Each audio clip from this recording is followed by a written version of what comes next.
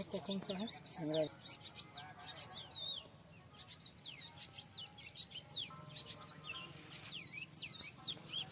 नमस्कार दोस्तों, मेरा नाम मिथिलेश पटेल है और मेरे साथ चर्चा के लिए आज एक किसान मौजूद हैं जिनका नाम मुखुद जी है और ग्राम सेमरा राजा जिला महाराजगंज उत्तर प्रदेश से हैं। और दोस्तों, हमसे जुड़ने के लिए और जन जन की बात अपने आप तक पहुंचाने के लिए आप डाउनलोड कीजिए कृषि नेटवर्क ऐप और आपको रखेगा आगे। तो मुखुद जी, सबसे पहले आप तो हमारे दर्शकों को आप अपना परिचय दीजिए कि आपका क्या नाम है? हमारा मुकुट चौधरी है सर। मुकुट चौधरी नाम है आपका जी। और फसल मुकुट जी आप कौन कौन सी लगाते हैं? धान और गेहूँ लगाते हैं, मसूर लगाते हैं, बस गन्ना लगा देते हैं। तो हम जानना चाहेंगे मुकुट जी कि ये धान का जो फसल आप लगाए हैं, हाँ, तो ये लगभग कितने एकड़ पे आप लगाए हैं? 3 एकड़ है। और इसमें जो है धान में आप कौन सी किस्म का आप चयन किए हैं? गोल्डन धान बैठाते हैं, वो मोटा होता है, वो चावल हम लोग खाते नहीं हैं। संभा का चावल खाते हैं सब। तो ये बताइए मुकुट जी, इसमें धान की बुआई के लिए आप जो है मतलब जमीन का आप कैसे चयन किए हैं? मतलब कैसे उसको आप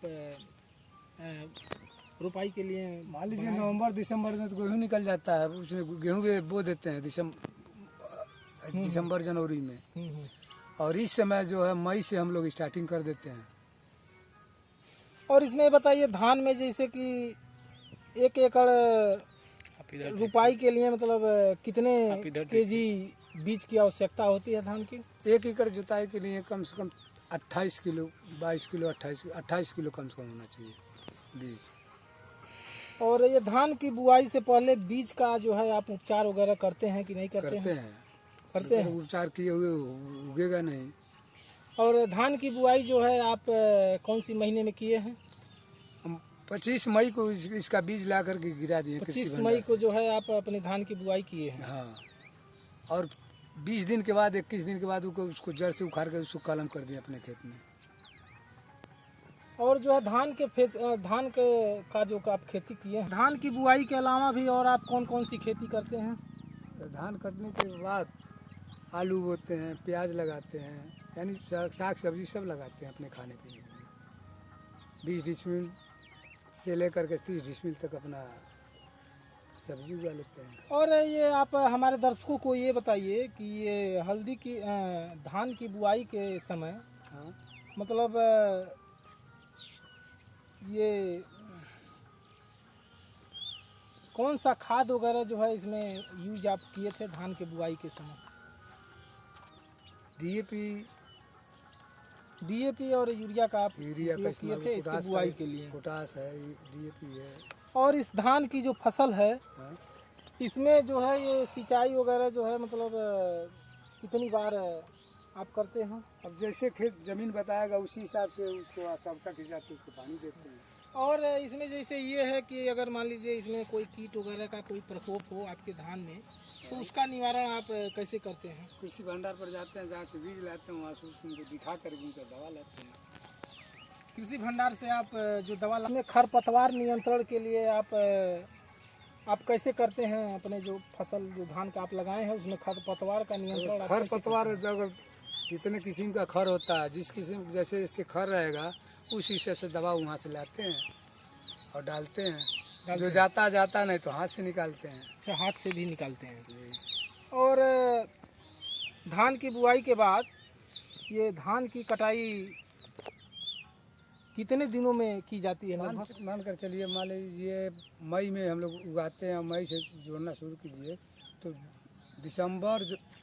नवंबर दिसंबर तक कटाई कर लेते हैं। और इसमें धान में जैसे कि कटाई के समय जैसे और किन किन बातों का ध्यान रखा जाता है, जरा आप हमारे दर्शकों को बताइए। कटाई के पहले ये ध्यान रखा जाता है कि मान लीजिए जो धान हम लगाए हैं गिर गया है तो उसको हाथ से काटना पड़ेगा, जो खड़ा है उसको कंपाइन से काटवाना पड़ेगा। और धान के फसल में जैसे कि खरपतवार नियंत्रण के लिए और आप क्या करते हैं? कोई 2,4-D मार देते हैं, जब अन्य दवाएं। अच्छा, ये धान में जैसे कि आप ये खरपतवार वगैरह है इसके नियंत्रण के लिए आप 2,4-D जो दवा आती है, हाँ, उसका उपयोग आप करते हैं। और इसमें इसमें जैसे धान की कटाई के बाद आप इसकी बिक्री वगैरह कैसे करते हैं?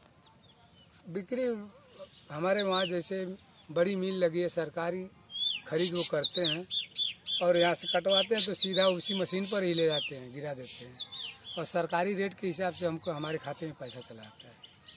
जब सरकारी पे जो है आप अपना धान जो है वो तौल कराते हैं। हाँ। और इसमें ये बताइए कि ये धान के फसल में ये प्रति एकड़ लगभग कितना उत्पादन इसका होता है? प्रति एकड़ के हिसाब से कम 30,000 रुपये निकल जाता है। 30,000 रुपये तक आपका निकल जाता है ये धान की फसल से। जी। इसमें ये बताइए आपको मतलब शुद्ध लाभ वगैरह जो है प्रति एकड़ के पीछे आपको लगभग कितना हो जाता है? मान कर चलिए एकड़ के पीछे 15,000 खर्च लग जाता है, 15,000 बचता है।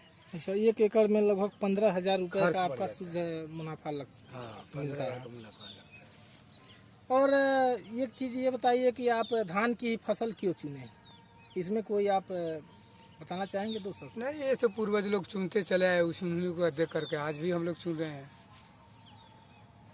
जो भी किसान भाई जो हमारे हैं, हाँ। और अगर वो धान की खेती करना चाहते हैं तो उनको आप अपना जो है क्या सुझाव देंगे? जैसे कैसे वो खेती करे जिससे कि उनका जो धान का फसल है वो अच्छा हो, इसमें अगर कुछ आप बताएं तो। उसमें हम क्या बताएं, मान लीजिए हम करते हैं तो हमारे देख करके दूसरे लोग भी कर लें, वही अच्छा पूछ लें, नहीं समझ में आता है तो। दोस्तों, मेरे साथ चर्चा के लिए आज मुकुल चौधरी जी जुड़े थे, जो कि धान के विषय में काफ़ी अच्छा अनुभव अपना जो है हमारे दर्शकों के साथ शेयर किए हैं। इनके इसके लिए हम इनको बहुत बहुत धन्यवाद देते हैं और इनका दिन शुभ हो। दोस्तों, हमसे जुड़ने के लिए और जन जन की बात अपने आप तक पहुंचाने के लिए आप सब्सक्राइब कीजिए हमारे यूट्यूब चैनल कृषि नेटवर्क को और बेल आइकन की घंटी दबाना ना भूलें। बहुत बहुत धन्यवाद।